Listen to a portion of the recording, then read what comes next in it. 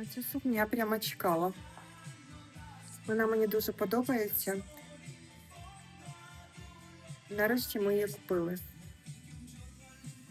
Ну, вона дуже гарна. Це такий принт під Фенді. Такі блискітки на рукавчиках, такий шикарний крій.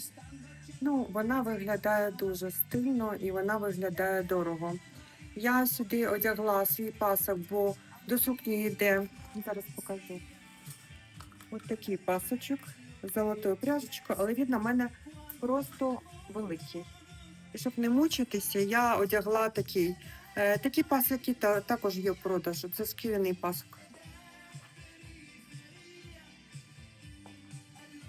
Сукня дуже гарна. Кишеньки є, розрізики є. Розміри 48 український по 54 український.